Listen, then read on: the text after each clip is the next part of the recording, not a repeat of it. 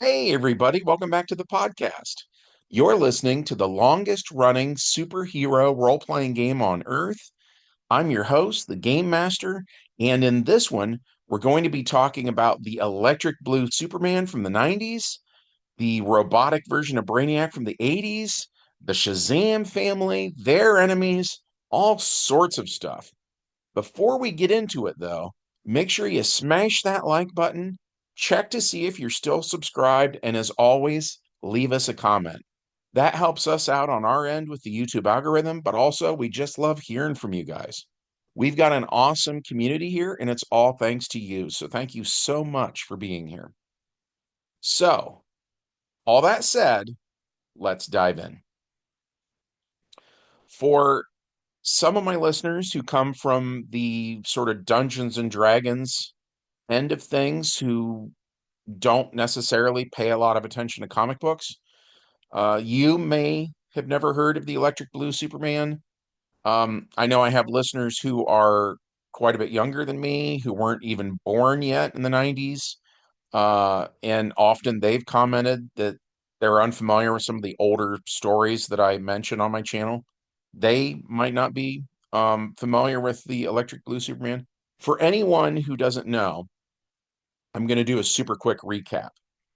So, in the 90s, DC radically altered Superman. They had done this story where he lost his powers. It's a whole big ordeal called Final Night. I did a video about that actually, if you want to learn more about that. But the point is, there was no sunlight for like a really long time, and that's the source of his powers, right?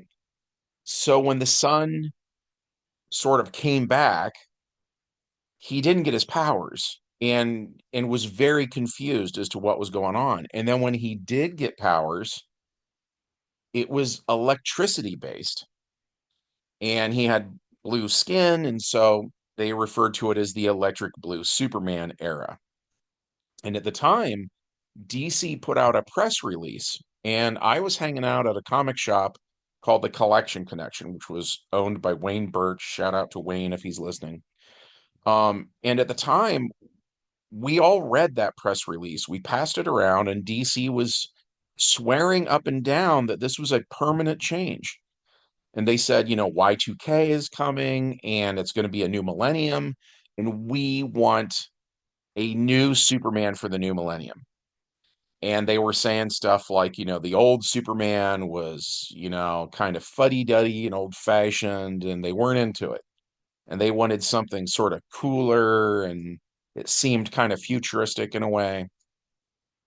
So I believed it, you know? And I feel like these days, especially with the internet now, it's a whole different ball game than it used to be when it comes to being like a comic book fan, right? Um, I feel like all the time I see in my feed on social media where Marvel or DC, they're gonna kill off a character and they swear up and down it's gonna be forever. And everybody knows it's not going to be forever, right? Everybody now knows they're just lying. They're just like always lying. Um, so it wasn't that way back then, though, at least not for me and my circle of friends. So when they said this, we really thought it was going to happen, and I hated it, right? Like, without going on a whole big thing about it, I've never been officially diagnosed, but I kind of assume that I am on the autism spectrum. I've got two kids. They are both diagnosed, as being on the spectrum, and I think they get it from me. And something that we all have in common is we hate change. It like really bothers us. And like I remember as a little kid, like if I'd come home from school and my mom rearranged my furniture, I would freak out. That's just it, the core of my being, that's who I am, right? Which sucks because change is like the one thing you can always count on, right? Things are always changing. But when it comes to like fictional characters and stuff like that, I usually gravitate towards the more old-fashioned, iconic take on a character. So with Superman, I need there to be red trunks. You know what I mean? I need him to have the classic power set with super strength and invulnerability and all that. I don't want him to have like lightning. Um so when this came out, I despised it. I was totally against it.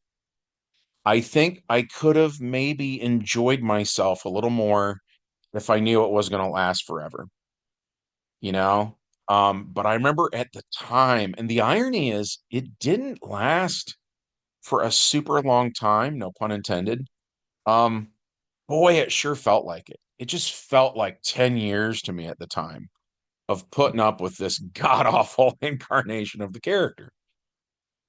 So that said, we mentioned, and honestly, I don't even think it was me so much as the other guys because we were doing like round robin GMing. Some of the other guys who were GMs, like Greg Sheets or Howard Warrens or somebody, they were mentioning Electric Blue Superman, kind of like you see him on the news. It was stuff like that. Like my character would be doing something completely unrelated, and it'd be like, well, you see him on the news, and he stops whatever a bank robber or something. And so we had established he was out there. We hadn't done too much with it at the time. After it was all said and done, and several years went by, like 5 or 10 years later, I couldn't tell you exactly how long it was. Um, we realized that there was kind of this weird thing going on in our game because the original Superman from the Golden Age had been our Superman up until the Crisis in the mid 80s. And then we exposed him to gold kryptonite, which took his powers away, right? So he was still alive. Clark Kent was alive, but he was living on the Kent farm in Smallville, Kansas, being a farmer, you know, um and it was more like, when he had a son, his oldest son was Clark Kent Jr. That character had taken over as the post-crisis Superman, and because he was half human, because Lois Lane was his mom, he was only half as strong as his dad. So we used the pre-crisis first edition stats for the dad, and we used the third edition post-crisis stats for the son. And then it was the son that we killed off when he fought Doomsday.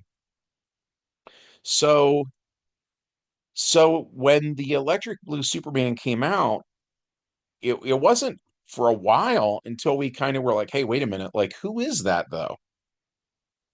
Right? Because the original Superman is doing the farmer thing, his son died. So who is Electric Blue Superman in our game world? And so finally we ran this story again. I guess I can't remember what year it was, but it went pretty cool. And we decided it would be the original. It was the Golden Age Superman. So when he lost his powers in the mid 80s, he looked like he was like 50 years old, where he had like the mostly black hair with the white streaks in the side. Some of our listeners will recognize that as the classic Earth 2 Superman look, right? If you're not familiar with Earth 2, Kingdom Come did it. A lot of people are familiar with the Kingdom Come Superman. But so that's what he looked like in 85. We decided that his hair would have gone more white um, as the years, went on. So that, but he was still like in good shape. Like this is just a dozen years later since he lost his powers. So if he was like basically 50 before, now he's only like 62 years old. And since he's been on a farm, we decided he'd still have a lot of muscle, right? Because he's like cutting wood or he's baling hay or whatever. Like I grew up on a farm, like you get a workout on a farm, right? So we're like, this is kind of cool. We kind of like the idea of it. And then that meant we got to bring back the original Superman that everybody loved. Because we were kind of like we had gotten him out of the picture, not so much like we really wanted to. A lot of the guys, especially Greg, he felt like really, really beholden to whatever was going on in the comics at the time. And which was unfortunate because I hated a lot of what was going on in comics at the time. But point being, so we decided, even though we hate Electric Blue Superman, this is a really good like excuse to get Clark Kent back and he can go adventuring again and stuff like that. So we thought that was kind of cool. So that's what we did. And so he gets his powers, and Supergirl, who this is the 90s Supergirl, who was the Earthborn Angel of Fire, she has a run-in with Brainiac. And what we had done in this adventure was that we were using the robot Brainiac from the 80s, partially because I have stats on that from first edition DC Heroes. But specifically, we were saying Brainiac is almost like Skynet, where Brainiac is kind of like the cloud or whatever. It's like a Wi-Fi signal is the mind of Brainiac, and then the idea of the physical bodies are like puppets he controls. You know what I mean? And then we were like, well, why can't he have like a bunch all at once? Clearly he has the ability to manufacture one of these bodies. Um, let's just have a ton of them. And that was a really cool adventure because like one Brainiac is a problem. Having a bunch of Brainiacs running around is like a huge problem. So the 90s Supergirl is in her hometown, and kind of a smaller town. I can't remember the name of that place now. I want to say Leesburg. But at any rate, the Brainiacs show up and they're overwhelming her, right? And she can't kind of like withstand all of this stuff. And they really have her on death's door. And now her boyfriend is the 80s Superboy. And for a while, something happened. There was this spell was cast and he forgot that he was Superboy. And now he knows he's Superboy again, right? And he's been talking to his dad, and his dad is Clark Kent, the original Golden Age Clark Kent, right? And so just as these two seem like they're gonna be killed by all these Brainiacs, Electric Blue Superman shows up. And that was sort of the big debut of him in our game then. And he starts blasting them with lightning. And we erred on the side that, the robots would probably have difficulty handling it. Like, and part of that comes from, I used to run a lot of GURPS, and GURPS has kind of certain ideas for certain materials. And so, like in GURPS, there's a thing called body of metal. And if you use lightning against a character with body of metal, you're generally going to do more damage. So that was kind of how we treated it, where we were giving them, I don't know what the number was we went with now, but at the time we picked something like a 1 column shift or 2 column shift or something bonus to his attacks. Um, and his lightning was like crazy powerful because there was like a issue of Grant Morrison's JLA from the 90s where the Electric Blue Superman like is doing something with like Earth's magnetic field or whatever, where like the moon was going to crash into the Earth, so he just puts the moon right back. So you know what I mean? He's got like 50 APs of electrical abilities or something like insane. So he does that, and then Supergirl is in bad shape. And so they decide to take her to the Fortress of Solitude, and they get there. And then Superman Red is there. And so it's cool because it's like we're getting the gang together, right? It's we haven't really had all of these specific characters in one place at one time for a really long time, or ever. I mean, really, in the case of pre-crisis Superman and 90s Supergirl. So so it's pretty awesome on that level. And so Superman Red, which we mentioned in a previous adventure, we borrowed a page from, I think it was Justice League Unlimited, where they introduced a clone of Kara Zor-El named Galatea. And so we had multiple Kara Zor-El clones at this point in the game, and we had the ability to make one, like, to what do we want to say, like manufacture one at will, basically, right? And again, we borrowed an idea from GURPS where they had these things called brain tapes, and I would compare that to actually there was an Arnold Schwarzenegger movie called The Sixth Day, where like Arnold would look in this thing and look, and they tell him they're giving him a vision test, but it's actually like recording his mind. And then they put the gadget over the eyes of the clone who was just mindless and blank, right? And then it like flashes, and that's downloading all those memories into the clone, then, right? The reason I bring that up is with the Supergirl clones, we would have the ability to do that, where you could give them the memories of Supergirl if you wanted to, or you could give them somebody else's memories, which we've done on a couple of occasions, where like a villain would do it. She would go in and put a copy of her mind in one of these clones. In this case, though, we let the clone be blank. So they make the clone, it's blank, and then one of the things the 90s Supergirl could do was merge with other characters. And granted, part of that is kind of GM fiat on our part. It's a multiverse, we're an alternate dimension. Honestly, it can just kind of work however we want it to work, right? That's the nature of role-playing games. But so we decided that that our Supergirl would then absorb the physical traits of Kara Zor-El, right? Because she could not deal with a threat like of Brainiac's level, let alone multiple Brainiacs. So that was something my wife was playing her, and that was something my wife was really frustrated by, was how low the 90s Supergirl stats were. So we raised those up so now she could do the pre-crisis Supergirl stuff with like the higher, APs of strength and flight speed and all that. But then we also let her hang on to the 90s stuff. Like she could create these like flaming wings, like angel wings made of fire and shape shifting and, things of that nature. I think she could still turn invisible in our game. Um, so my wife was very, very happy with all of that. And so then the thing that happens next is um the the Shazam family shows up.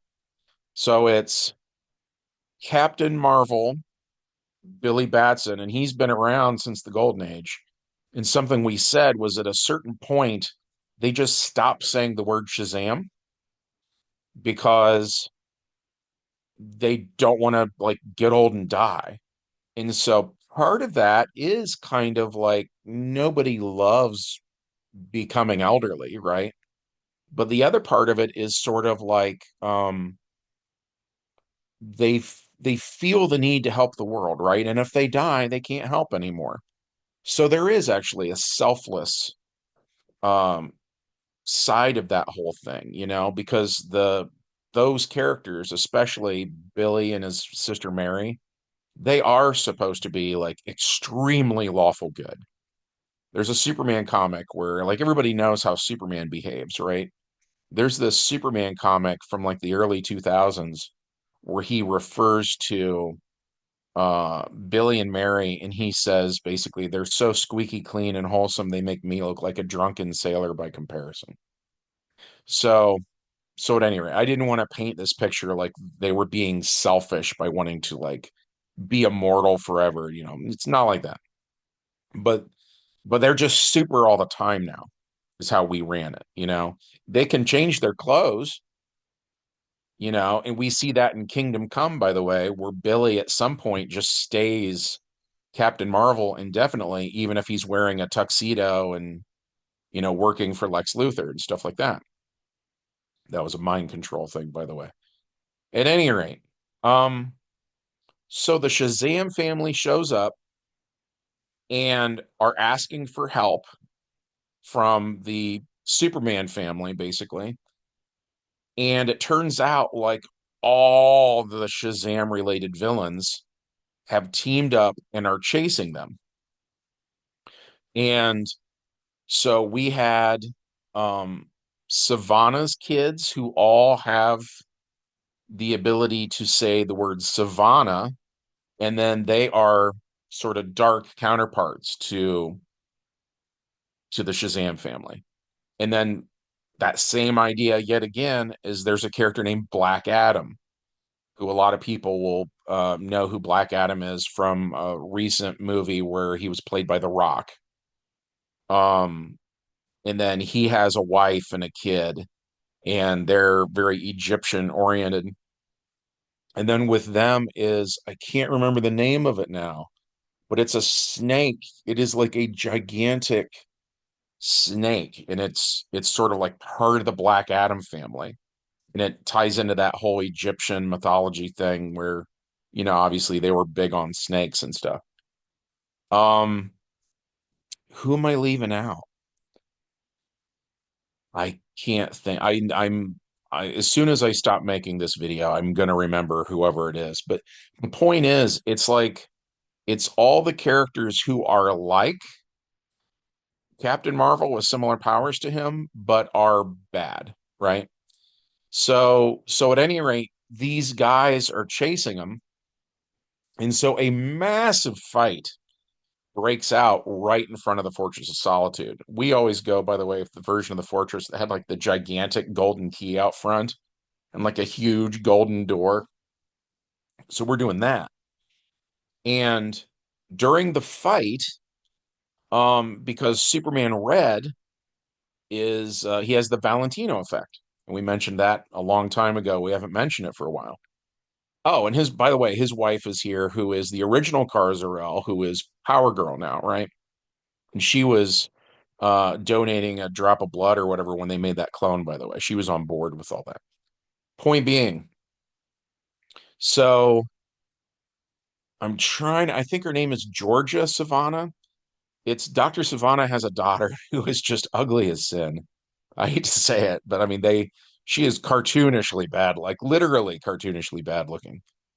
And then she says Savannah and turns into a really hot looking character, with black hair, and I think it's a purple costume. So she's hitting on Superman Red, and during their interactions, they're like right next to that big golden door on the front of the Fortress of Solitude, which is cracked open at the time. Um, and at any rate, he says something like, I don't even know your name, or something like that, right? And she's like, oh, it's Georgia Savannah. And she gets struck by lightning and reverts back into her true form. Um, which, by the way, prompted a very interesting conversation about because she didn't want to ever be in her true quote unquote true form ever again, right?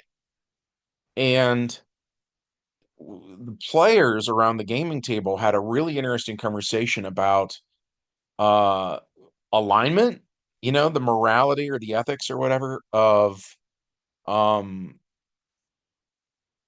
do you sort of like say no, like the way you were born um is how we should like how do I want to put this? If a character decides she's hot and dates her, is that character doing something bad? Is he being shallow, right? And of course, role-playing games are famous for these big alignment arguments. And then the one guy who was playing, Dave, he brought up, um, well, what about plastic surgery? Like, is it dishonest or something to get a nose job? And like, what's the difference between her saying Savannah and looking hot versus her just getting, say, breast implants or something, right? So that was a very interesting conversation. Um, and we kind of landed on this idea that if she wants to be hot, that's fine, and that's like legit, you know. Uh, at any rate, moving on. The point is that was a cool part of the adventure. I kind of wanted to give a shout out to that. I love that sort of thing. But at any rate, so she says the word again. She transforms and now she's hot again, right? Still hitting on Superman Red. Power Girl comes over, is not having it, right? So she's beating on Georgia Savannah. Georgia Savannah's hitting her back. And by the way, Kryptonians have a problem with magic. Uh, so we had to address that too in the comic book that all this stuff is based on, which I think was called Multiversity. Interestingly enough, Dr. Sivana, I believe, says he figured out how to get them to change using science. And so we brought that up of like, well, would they have a weakness if this is a scientific version of the powers, you know? And then we also brought up the Genesis event, because in the Genesis event that DC did in 1997, they said that there was this thing called the God Wave, which passed through the universe and gave everybody their powers. It is the origin, the source of all superpowers, right? So if everything comes from the same place, what does that mean for the weakness to magic, right? So again, GM Fiat, we decided to give them some column shift bonuses when they were hitting Kryptonians. And that was about it. Uh, at any rate, it's just a massive knockdown, drag out fight. I remember that big snake thing did a tremendous amount of damage to Superman Red, and he already doesn't like Snake, so that was fitting. Power Girl goes over and is beating on the snake, kind of saves her man, you know. Um, what else? Oh, and when Georgia Savannah was by the front door of the fortress, like I said, it was cracked open.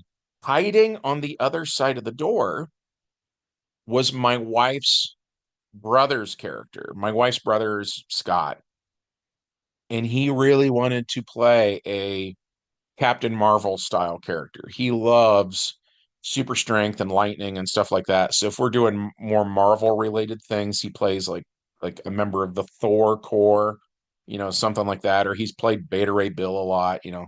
He likes that set of powers. So he wanted to have, you know, basically Captain Marvel style powers. And so what we said was, because he overheard that saying the word Sivana transforms you, you know, he then says the word Sivana and is struck by lightning, and now he has those Captain Marvel style powers.